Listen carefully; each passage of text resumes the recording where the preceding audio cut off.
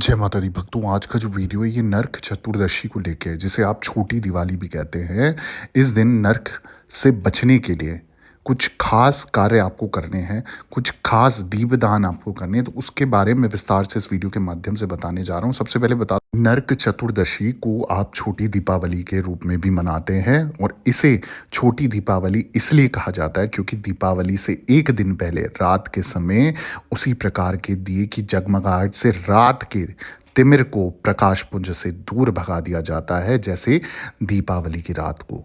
इस रात दिए जलाने की प्रथा के संदर्भ में कई पौराणिक कथाएं और लोक मान्यताएं बताई गई हैं। और साथ ही साथ मैं बता दूं कि इस बार नरक चतुर्दशी का पर्व 2 दिन मनाया जा रहा है। 11 नवंबर 12 नवंबर 2023 को ये त्यौहार मनाया जाएगा। 11 नवंबर की रात को पूजा और अनुष्ठान होंगे और 12 नवंबर को सुबह अभ्यंग स्नान होगा। नरक चतुर्दशी की नरक से बचने के लिए उपाय करना अति आवश्यक है। तो वो कौन से उपाय हैं जो आपको करने हैं, वो मैं आपको विस्तार से बता दूं। अगर आप ये लोग जो साल में एक बार दीपावली का त्यौहार आता है और इस समय पे जो उपाय टोटके किए जाते हैं वो अत्यंत फलदायी होते हैं। जैसे मैं आपको बता दूं कि 6 देवों की पूजा, कहते हैं कि इस दिन शिव पूजा, माता कालिका की पूजा, भगवान वामन की पूजा, हनुमान जी की पूजा, यमदेव और भगवान कृष्ण की पूजा करने से मृत्यु के बाद नरक नहीं जाना पड़ता है। विष्णु मंदिर और कृष्ण मंदिर में भगवान के दर्शन करना चाहिए। इससे पाप कटता और रूप सौंदर्य की प्राप्ति होती है। नरक से बचने के लिए आपको ये 14 दिए जलाने हैं, जो मैं आपको विस्तार से बताने जा रहा हूँ। नरक चतुर्दशी के दिन घर के मुख्यतः 5 दिए जलाने का प्रचलन है। इनमें से एक दिया घर के पूजा पाठ वाले स्थान में, दूसरा रसोई घर में, तीसरा उस जगह जलाना चाहिए जहां हम पीने का पानी रखते हैं। चौथा दिया पीपल या वट के पेड़ के तले आपको नीचे जलाना है। वहीं पांचवा दिया घर के मुख्य द्वार पर जलाना चाहिए। घर के मुख्य द्वार पर जलाया जाए वह दिया जो होगा वो 4 मुंह वाला होगा और उसमें 4 लंबी बत्तियों को जलाना चाहिए। इसके अलावा और भी दिए जलाने चाहिए, जैसे 7, 13, 14 या 17 की संख्या में दिए जला सकते हैं। कई लोग छोटी दीपावली के दिन 14 दीपक जलाते हैं। मैं विस्तार से बता दूं कि कौन से दीपक किस कारण जलाए जाते हैं। जैसे कि सबसे पहला दिया रात में सोते वक्त यम का दिया, जो पुराना होता है और जिसमें सरसों का तेल डालकर उसे घर से बाहर दक्षिण की ओर मुख करके आपको कूड़े के ढेर के पास रखना होता है और वहां पर इसे प्रज्वलित करना होता है। दिशा का खास ध्यान रखना है इस समय दिया प्रज्वलित करते हुए। दूसरा दिया जो होगा किसी सुनसान देवालय में रखा जाता है, जो कि घी का दिया होता है। इसे जलाने से कर्ज से मुक्ति मिलती है। तीसरा दिया माता लक्ष्मी के समक्ष आपको जलाना है, ताकि माँ लक्ष्मी की अपरंपार कृपा आपके ऊपर बरसे और माँ लक्ष्मी का आगमन आपके घर पे हो और माँ आपके घर में विराजमान हो। चौथा दिया जो होगा वो माता तुलसी के समक्ष आपको जलाना है। पांचवा दिया जो होगा वो आपके जो घर का मेन दरवाज़ा होगा उसके बाहर आपको जलाना होता है। छठा दिया यानी कि जो छठा दिया है वो पीपल के पेड़ के नीचे आपको जलाना है। सातवां दिया किसी मंदिर में जलाकर रख देना है। आसपास जो सबसे पहला मंदिर पड़ रहा हो वहां पर आप जला सकते हैं। इसके अलावा आठवां दिया घर के जो कूड़ा कचरा रखने वाले स्थान पर आप जला सकते हो, जहां घर का कूड़ा कचरा रखा जाता है। इसके साथ ही बता दूं कि जो 9वां दिया होता है घर के बाथरूम में जलाते हैं। 10वां दिया घर की छत की मुंडेर पर जलाते हैं। 11वां दिया घर की छत पर जलाते हैं। 12वां दिया घर की खिड़की के पास जलाते हैं। 13वां दिया घर की सीढ़ियों पर जलाते हैं या बरामदे में जलाते हैं। और जो 14वां दिया है रसोई में या जहाँ पानी रखा जाता है वहाँ जला कर रखते हैं। अब इसमें जो मेन दीपक की बात करूँ, यम का दीपक, कई घरों में इस दिन रात को घर का सबसे बुजुर्ग सदस्य एक दिया जलाकर पूरे घर में घुमाता है और फिर उसे घर से बाहर ले जाकर कहीं दूर रखकर आता है। घर के अन्य सदस्य अंदर रहते हैं, इस दिए को नहीं देखते हैं।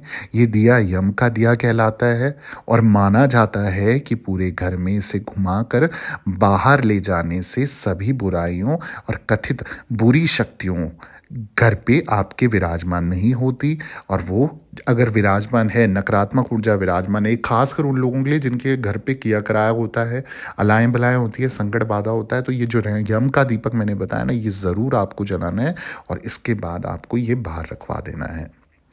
अब पुराने दिए को जलाएँ, इसका अर्थ भी मैं आपको समझा देता हूँ। इस दिन जल्दी उठकर, अच्छे स्नान आदि कर कर, अपने स्वच्छ वस्त्र पहनकर रात्रि में इस दिन यम पूजा हेतु दीपक जलाए जाते हैं। इस दिन एक पुराने दीपक में सरसों का तेल व 5 अन्न के दाने डालकर इसे घर की नाली की ओर जलाकर रखा जाता है। यह दीपक यम का दीपक कहलाता है। इस दिन यम की पूजा करने के बाद शाम को दहलीज पर उनके निमित्त दीपक जलाए जाते हैं, जिससे अकाल मृत्यु नहीं होती है। घर में कोई भी एक्सीडेंटल चांसेस या किसी की मृत्यु का भय नहीं रहता है। जितनी नकारात्मक ऊर्जा होती है ना, वो खत्म हो जाती है, समाप्त हो जाती है। तो जैसे मैंने आपको विधि विधान से बताया कि इस प्रकार से अगर आप दिया प्रज्वलित कर लेते हैं और नियम अनुसार इसे पालन कर लेते हैं, जैसा विधि विधान है, पूजा अर्चना करके अपने घर में स्वच्छता बनाए रखें, तो आपको जो भी इस दिवाली पे अगर ये नियम फॉलो कर लेते हैं, तो आपकी जो भी कष्ट होते हैं, जो भी पीड़ाएं होती है, चाहे वो घर में कोई भी सदस्य भोग रहा है या किसी के भी होने के चांसेस होते हैं, वो सब संकट कट जाते हैं। तो ये जो 13 दीपदान या 5 दीपदान या 7 दीपदान या 17 दीपदान जैसे मैंने बताया, तो ये दीपदान करने से आपके बहुत सारे कष्ट समाप्त हो जाते हैं। अब जब मैंने नरक चतुर्दशी की जिक्र करी है, तो मैं आपको बता दूं, कई लोग ये सवाल भी पूछते हैं कि नरक चतुर्दशी मनाई क्यों जाती है, छोटी दीपावली का मतलब अर्थ क्या है, क्यों मनाई जाती है। तो इस दिन यमराज और भगवान श्री कृष्ण की पूजा का विशेष महत्व बताया गया है। और श्रीमद् भागवत और विष्णु पुराण के अनुसार भगवान श्री कृष्ण ने अत्याचारी और दुराचारी दुर्दांत असुर नरकासुर का वध किया था और 16,100 कन्याओं को नरकासुर के बंदी गृह से मुक्त कर उन्हें सम्मान प्रदान किया था। इसलिए इस दिन भगवान श्री कृष्ण की पूजा आराधना करने का भी महत्व है। तो इस दिन आप भगवान श्री कृष्ण की पूजा अर्चना ज़रूर करें, माँ लक्ष्मी का पूजा अर्चना ज़रूर करें, नारायण संग आपको उनकी पूजा करनी है, धन्वंतरी देव की पूजा भी ज़रूर करनी है, और साथ ही साथ धन कुबेर देवता की भी पूजा ज़रूर करनी है। और इसमें साथ ही साथ आप माँ लक्ष्मी के जो 8 रूप हैं, उन 8 रूपों की पूजा भी ज़रूर करनी है। ऐसा करने से आपके घर में लक्ष्मी का आगमन होगा, वो आपके घर में वास करेंगे, और जब वो वास करती हैं तो आपके घर से समस्त प्रकार के दोषों का निवारण हो जाता है। जैसे पितृदोष हो, मंगल दोष हो, राहु केतु दोष हो, वास्तु दोष हो, कालसर्प दोष हो, वो दोष आपके घर से निकल जाते हैं। और जितना भी किया कराया होगा, जितना भी लोगों की अला बला होगी या कुछ भी बाहर की कोई विद्या अगर करी होगी घर पे, तो वो भी समाप्त हो जाती है। तो देखो कितना खास महत्व है इस दीपावली का। अगर दीपावली पे आप ये खास उपाय नहीं करेंगे, तो फिर जीवन में आप आगे उन निवारणों को करने के लिए आपको और मेहनत करनी पड़ेगी। तो दीपावली एक खास पर्व है जहाँ पर ये तंत्र विद्या, मंत्र विद्या को समाप्त किया जाता है। और माँ काली का भी आप ध्यान कर सकते हैं, माँ लक्ष्मी का ध्यान तो करना ही करना है, और साथ ही साथ श्री कृष्ण का ध्यान भी अवश्य करना है। ऐसा करने से आपके संकट का समापन हो जाता है। साथ ही साथ मैं बता दूं कि नरक चतुर्दशी के दिन क्या नहीं करना चाहिए, कौन से कार्य जो नहीं करने चाहिए, ये भी आपको ध्यान रखना है। नरक चतुर्दशी पर यमराज की पूजा की जाती है, इसलिए इस दिन किसी भी जीव को नहीं मारना है आपको। इस दिन घर की दक्षिण दिशा को गंदा नहीं रखना है। ऐसा करने से यमराज और पितृदेव नाराज हो जाते हैं, और नरक चतुर्दशी पर तेल का दान नहीं करना चाहिए। तो कई बार जाने अनजाने पे गलती से ऐसा हो जाता है, क्योंकि हम तेल के दीपक का प्रयोग करते हैं, तो हो सकता है कहीं आसपास में आपसे कोई तेल गलती से भी मांग ले या अनजाने में भी मांग ले, तो आपको कोई भी तेल किसी के घर पे या अड़ोस पड़ोस पे किसी के दीपक में तेल नहीं डालना है।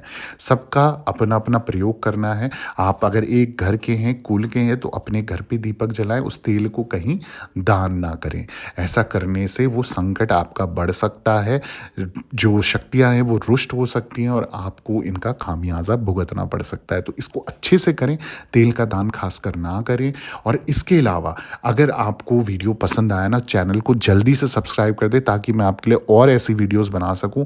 और वीडियो अगर पसंद आ गया तो लाइक कर दें, ज़रूरतमंद लोगों के साथ शेयर कर दें, और कमेंट में हैप्पी दीपावली या जय माता दी ज़रूर लिखें और दरबार से बने रहें। और माँ डाँट काली आप लोगों के संकट बाधाएं काट दें।